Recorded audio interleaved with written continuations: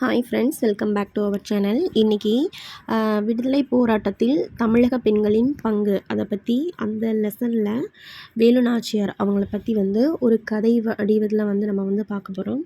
அதாவது நம்ம எல்லா டாப்பிக்குமே படிப்போம், ஆனால் அதை திரும்பி திரும்பி நம்ம பார்க்குறதில்ல. அதனால நம்மளுக்கு ஒரு சில இயரும் ஒரு சில பாயிண்ட்டும் என்ன பண்ணிடும் அப்படின்னா மறந்துடும். அதனால ஹிஸ்ட்ரிலாம் என்னென்னா ஒரு கதை மாதிரி படித்து வச்சுக்கிட்டாவே நம்மளுக்கு போதும். இப்போ ஃபஸ்ட்டு யாரை பற்றி பார்க்க போகிறோம் அப்படின்னா வேலு நாச்சியாரை பற்றி பார்க்க போகிறோம். வேலு நாச்சியார் 1730 ராமநாதபுரம் செல்லமுத்து சேதுபதியோட மகள் தான் யார் அப்படின்னா வேலு நாச்சியார். அவருடைய அம்மா யார் அப்படின்னா சக்கந்தி முத்தம்மாள். சரிங்களா? இவருக்கு என்னென்னா 16 வயதில் என்னென்னா திருமணம் செஞ்சுருப்பாங்க. யார் அப்படின்னா முத்து வடுகநாதரை திருமணம் செஞ்சு சிவகங்கைக்கு ராணியாக இருந்திருப்பாங்க. சரிங்களா? அதுக்கப்புறம் 1772 ஆற்காடு நவாப்பும் கர்னல் பான்சோர் அவருடைய உதவியோடு என்ன பண்ணுவாங்க அப்படின்னா காளையார் கோயிலை என்னென்னா கைப்பற்றுவாங்க. எதுக்கு அப்படின்னா அவங்க வரி கட்டாதனால இவங்க என்னென்னா அங்கே போய் முற்றுகையிடுவாங்க. முற்றுகையிடும் போது முத்து வடுகநாதர் என்னென்னா அந்த போரில் இறந்து போயிருப்பார். எப்போ 1772. அதுக்கப்புறம் இவங்க வேலு நாச்சியார் என்ன பண்ணுவாங்க அப்படின்னா திண்டுக்கல் கோபால நாயக்கர் அவரோட மூலமாக என்னென்னா சிவகங்கையை கைப்பற்றணும் அப்படின்னு சொல்லிட்டு இருப்பாங்க.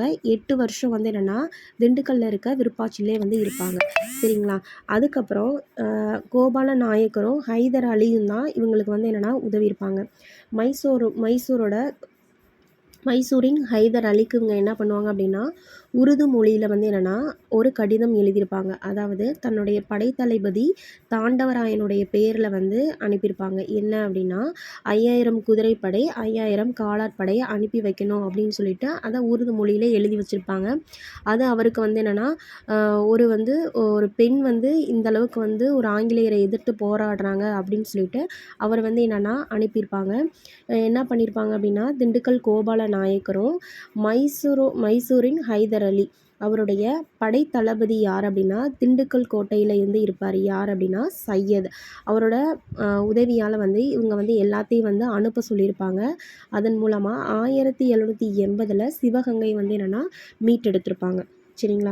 அதுக்கப்புறம் இவங்களுடைய படை தளபதிகள் யார் அப்படின்னா மருது சகோதரர்கள். அவங்க யாருன்னு நம்மளுக்கு தெரியும், சின்ன மருது பெரிய மருது. அதுக்கப்புறம் இதில் 3 படைகள் இருக்கும். சரிங்களா? ஒன்று வாள்படை, வளரிப்படை, அப்புறம் பெண் படை. வாள்படைக்கும் சின்ன மருதும் வளரிப்படைக்கு பெரிய மருதும் இருப்பாங்க. பெண் படைக்கு நமக்கு அஸ்யூஷுவல் தெரியும், குயிலி தான் இருப்பாங்க. தென்னிந்தியாவில் ஆங்கிலேயருக்கு எதிராக போர் தொடுத்த ஃபஸ்ட்டு பெண்மணி யார் அப்படின்னா நம்மளுடைய வேலு நாச்சியார் தான். சரிங்களா? அதுக்கப்புறம் நம்மளுக்கு தெரியும் அந்த 2 பெண்கள். ஒன்று யார் குயிலி, இன்னொருத்தவங்க உடையாள். உடையாள் யார் அப்படின்னா குயிலியை பற்றி உளவுக்குற மறுத்திருப்பாங்க. ஆங்கிலேயர் கேட்டபோது நான் சொல்ல முடியாது அப்படின்னு சொல்லி மறுத்திருப்பாங்க. இவங்க என்னென்னா மேய்ச்சல் தொழில் செஞ்சுருப்பாங்க. வேலு நாச்சியார் இவங்களோட நினைவாக ஒரு நடுக்கல் வழிபாடு பண்ணியிருப்பாங்க. எப்படி அப்படின்னா சிவகங்கை கோட்டையை கைப்பற்ற செல்லும்போது அவங்களுடைய தாலியை என்ன பண்ண அப்படின்னா காணிக்கையாக்கியிருப்பாங்க. சரிங்களா? அதுக்கப்புறம் குயிலி இவங்க யார் அப்படின்னா பெண் படைப்பிரிவோட தலைவி யார் அப்படின்னா குயிலி தான். சரிங்களா?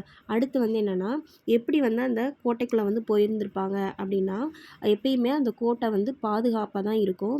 விஜயதசமி அன்னைக்கு தான் அந்த கோட்டை என்னென்னா திறக்கும். சரிங்களா? அப்போ விஜயதசமி அன்று பெண்கள் மட்டுமே அந்த கோட்டைக்குள்ளே என்னென்னா அனுமதிச்சிருக்காங்க.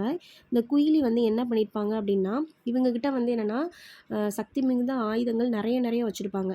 இவங்க என்ன பண்ணியிருப்பாங்க இந்த ஆயுத கிடங்கை என்னென்னா பண்ணிடலாம் நெருப்பிட்டு இது பண்ணிடலாம் அப்படின்னு சொல்லிட்டு இவங்க என்ன பண்ணுவாங்கன்னா தனக்குத்தானே அவங்களுக்கே என்னென்னா நெருப்பிட்டு அந்த பிரிட்டிஷ்காரங்களோட ஆயுத கிடங்கில் போய் என்னென்னா குதிச்சிருப்பாங்க.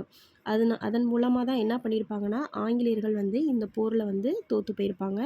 இது என்னன்னு சொல்லியிருப்பாங்க அப்படின்னா முதல் தற்கொலை படைப்பெண் அப்படின்னு சொல்லிட்டு குயிலியை சொல்லியிருப்பாங்க. மறுபடியும் என்ன பண்ணுவாங்க அப்படின்னா ஆங்கிலேயர்கள் மீண்டும் என்னென்னா சிவகங்கை என்ன படையெடுப்பாங்க. எப்போ அப்படின்னா 1783. ஆனால் இவங்க என்னென்னா 1780 என்னென்னா சிவகங்கை வந்து என்னென்னா மீட்டிருப்பாங்க. மறுபடியும் 83ல் வந்து என்னென்னா மறுபடியும் வந்திருப்பாங்க. அதுக்கப்புறம் ஆங்கிலேயர்கள்ட்ட வந்து என்னென்னா சமரசம் வந்து பேசுவாங்க. அதாவது என்னென்னா வேங்கன் பெரிய உடைய தேவர் அவங்களுடைய மருமகன் இருக்காங்கல்ல, அவங்க வந்து என்னென்னா சமரசம் பேசுவாங்க. அதுக்கப்புறம் 1790ல் அவங்களுடைய மகள் யார் அப்படின்னா வேலு நாச்சியாரோட மகள் வெள்ளச்சி நாச்சியார் வந்து என்னென்னா ஒரு சந்தேகத்தின் பேரில் வந்து என்னென்னா மரணம் அடைஞ்சிருப்பாங்க. 1796ல் வேலு நாச்சியாரும் வந்து என்னென்னா உடல்நலக் குறைவால் வந்து என்னென்னா இறந்து போயிருப்பாங்க.